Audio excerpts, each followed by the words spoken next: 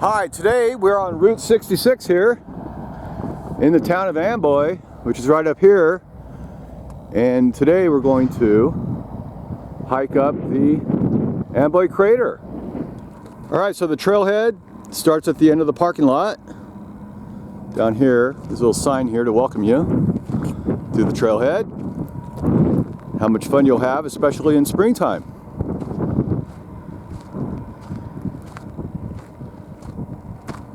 About a 3-mile round trip, should take 2 to 3 hours.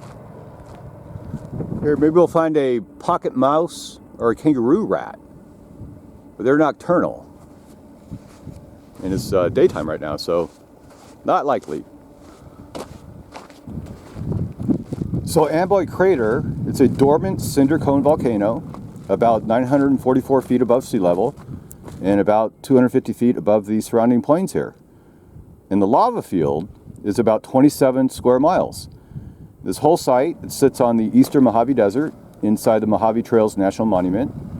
In 1973, Amboy Crater was designated a National Natural Landmark.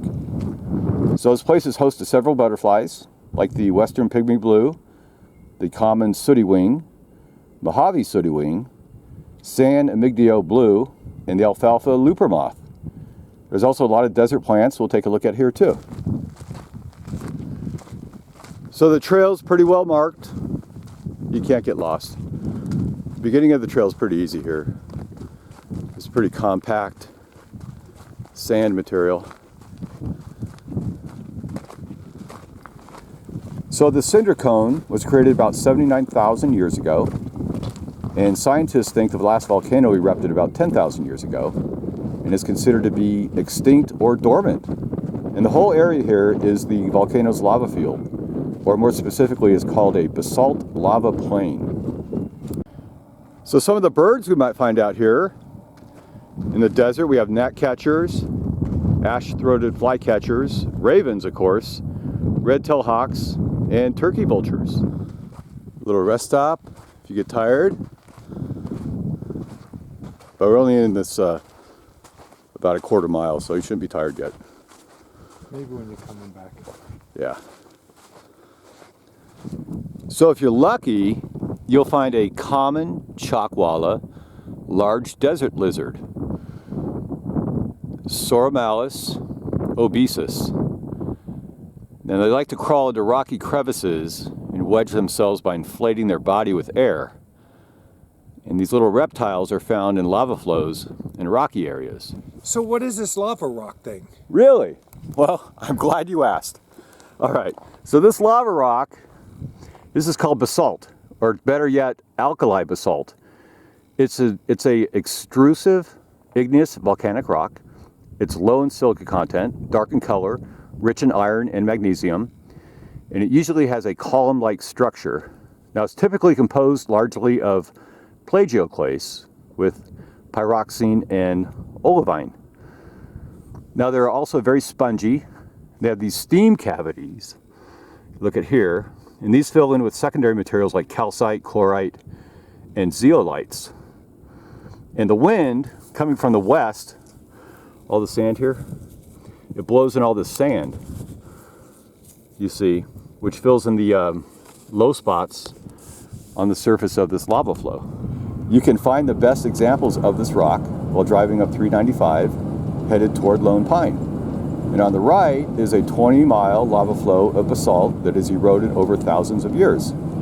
And this basalt flowed from the Red Hill cinder cone located in the Coso volcanic field. So anyway, our basalt here is commonly used in construction for making cobblestones and statues. You can even heat it and extrude it to make stone wool, which is a great thermal insulator. So what is a cinder cone and how did this thing form? Well, a cinder cone, also called a scoria cone, it's a steep conical hill of loose pyroclastic fragments, such as volcanic materials, ash or cinder, that's built up over time around the volcano's vent. And here's what happens. The vent spews out eruptions and lava fountains, usually from a single event, but it can last pretty long. And the gas-charged lava is blown up in the air. Then it breaks into smaller fragments which solidify and fall back to the earth. Then the fragments settle near the vent and they form this cone shape that we see here. Well, the basalt lava, it flows out to the lava field. All right, so this little guy here, this is winter fat. Krascheninnikovia lanata. And he's really common out here in the deserts. And they get a little bigger than this, but you recognize them by the white seeds or flowers on the ends of these tips of the stems here. All right. He's like all over this place. It's called winter fat. This is a burrow bush here. And this is our winter fat. Up here, it's our creosote bush. So when we get to the top of our cinder cone up here, there's two trails we'll take. One, you just walk around the entire rim of the volcano. And secondly, you can actually go into the crater itself. So we'll go on both those trails. So in addition to all the black basalt, see all this red color up here? This is all from the iron, magnesium. You know, it gives it this reddish look. Looks like Mars. Wow. So this green plant on top of our cinder cone, this is desert holly. All right, maybe we'll take a closer look. Get up there. Wow. So as we go up the hill, the trail gets a little tougher. We got these switchbacks here. The switchback all the way up to the top. And this is where the lava broke over the rim. So it's all higher on the outsides here, but here it's more level approach. And there's two trails here. One's the crater trail. I think it takes you to the bottom. One's crater rim loop that we'll take. Maybe we'll do both. Let's go on the crater rim loop first. Here. You can do a loop. Yeah.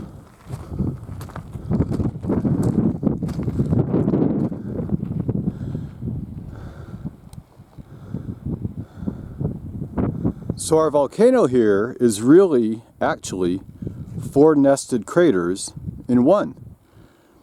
And the craters over here to the west, the two outermost craters, now they were breached, and that caused that large basalt lava flow way out here that extends for that 27 square miles.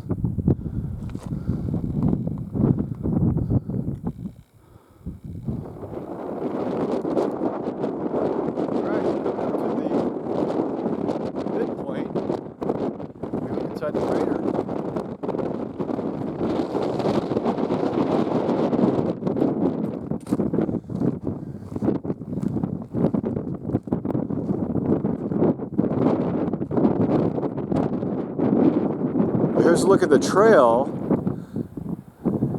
and the parking boondocking area is way down here. The trail leads up the plain. Here to the rest area. And up the side of the western slope. So here's our craters here. There's actually 4 nested craters here. We got one here, right there. We got one over here. And the 2 over here on the west edge, they were breached, so you can't see them. And that breach then flowed out. All right, so we're walking on the rim of the volcano. Right here, it's pretty narrow. Don't fall. Take a look at that. And here's the other side of the rim. So you walk all the way around pretty much this entire volcano along the crater rim trail.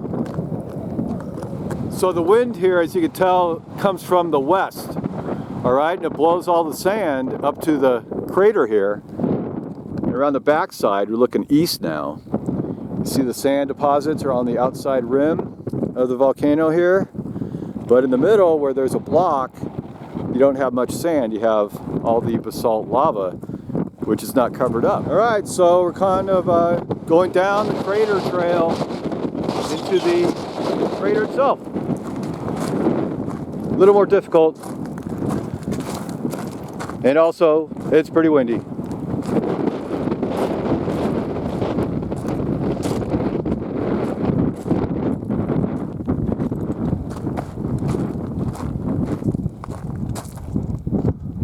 Alright, really cool.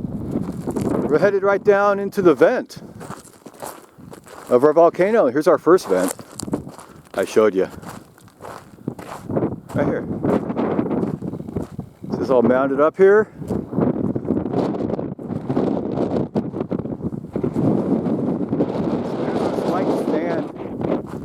Alright, so one of the more common plants we have up here on our volcano is this guy here. This is desert holly. It's a type of salt bush, scientific name of Atriplex hymenelytra. This is a desert dwelling shrub. It loves to grow on slopes and washes. Grows about 1 to 3 feet high. It's native only to southwestern United States and Mexico. Now generally it's a super leafy rounded bush. And if you look closely at the leaves here, all right, they're this silvery gray, they're twisted, oblong, many pointed. It's called a holly because the toothed leaves here and the small reddish fruits it'll give has the appearance of European holly, but they're totally unrelated. And it survives out here in the desert by having super dense layer of crystal-like embedded hairs on the leaves. And that keeps it relatively cool, also helps retain water, reduce evaporation and transpiration. It also gives it this glossy, shiny appearance. They make great holiday decorations, but don't eat the berries. And don't let Fido eat the berries because they are poisonous. They'll make you vomit, give you diarrhea, dehydration, and drowsiness. But they are eaten by deer and squirrels, some other little mammals, even the birds. And our desert holly here is a host of butterflies like the western pygmy blue, the common sooty wing, Mojave sooty wing, San Amigdio blue, and the alfalfa looper moth. All right, so that's our desert holly. Okay, I hope you like that. So we're looking up from the bottom of our crater, up the slope of our cinder cone here.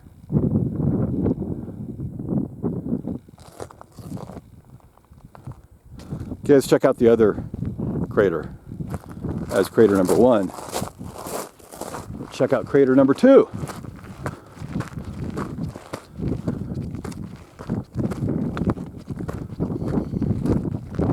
Hey! So this one's a little bit higher. Here's the low one down here. This one's a little bit higher. Crater number 2.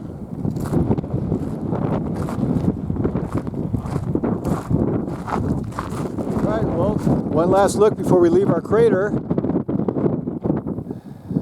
Head down to the plain.